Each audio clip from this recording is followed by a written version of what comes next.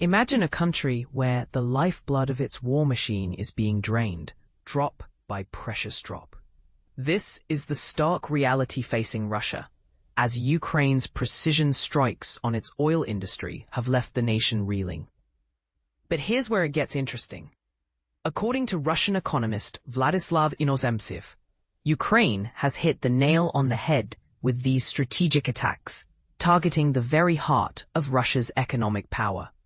Overnight on Thursday, Ukraine launched a daring strike on one of Russia's largest oil refineries and petrochemical plants in the Bashkortostan Republic, a staggering 1,300 kilometers from the front line in Ukraine.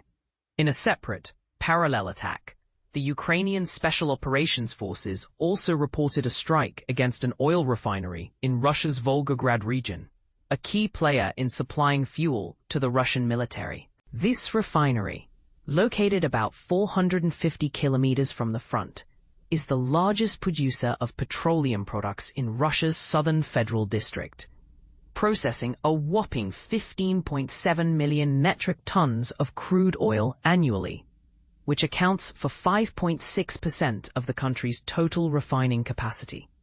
Ukraine's intensified precision strikes on Russia's oil industry over the past few weeks have forced operational suspension and even triggered a nationwide fuel shortage.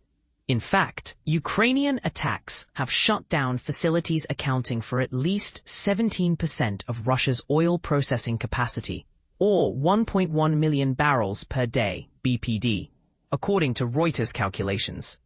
So, why is this strategy so effective? The answer lies in the fact that the Russian government relies heavily on oil and gas revenue, with oil exports constituting about 1/3 of Russia's federal budget, making them a critical source of funding for the war in Ukraine. Targeting Moscow's oil infrastructure was a logical next step for Kyiv, in what Ukrainian President Volodymyr Zelensky called the sanctions that work the fastest. Inozemtsev explained to Euronews that targeting oil refineries has a significantly bigger impact than targeting, for example, drone manufacturing sites. This is because oil refinery equipment is not only costly, but also almost irreplaceable, given that Moscow is under significant Western sanctions. In fact, it is European and American equipment, which is difficult to replace with Chinese equipment.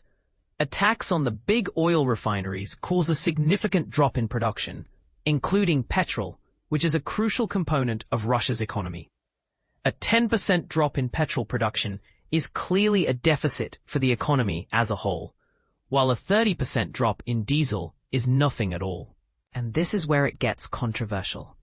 Inozemtsev emphasized that Ukrainians have hit the nail on the head here, creating a significant problem for the Russian economy.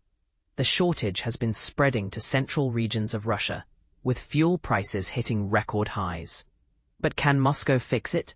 Russia remains the world's second largest oil exporter, but a seasonal rise in demand and sustained Ukrainian drone strikes have caused major trouble to its oil industry. To ease the shortage, Russia has paused gasoline exports, with a full ban declared until 31st September, and a partial ban affecting traders and intermediaries until 31st of October.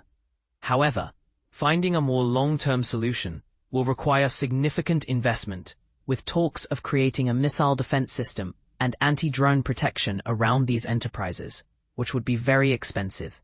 Resources will be diverted from the economy for this purpose, which could have far-reaching consequences.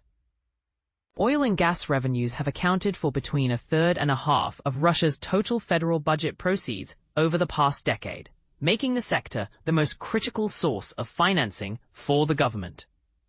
To tackle the current situation, the Russian government is reportedly considering raising the value-added tax, VAT rate, to keep the budget deficit under control and preserve its reserve. But here's the question. Will it be enough? Inozemtsev pointed out that the Russian economy is being hit, but the Russian army and Russia's war remain intact at this stage. Putin wants to press on, despite the economic costs, and is absolutely certain that in a year or two, the West and Ukraine will collapse. He wants to press on, but at what cost? the Ukrainian strikes on the Russian oil industry have a more profound effect, making people understand that things are not going okay and that the government cannot do anything about it.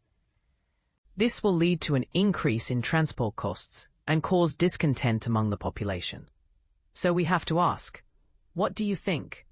Will Ukraine's strategy be enough to cripple Russia's war machine, or will Putin find a way to press on?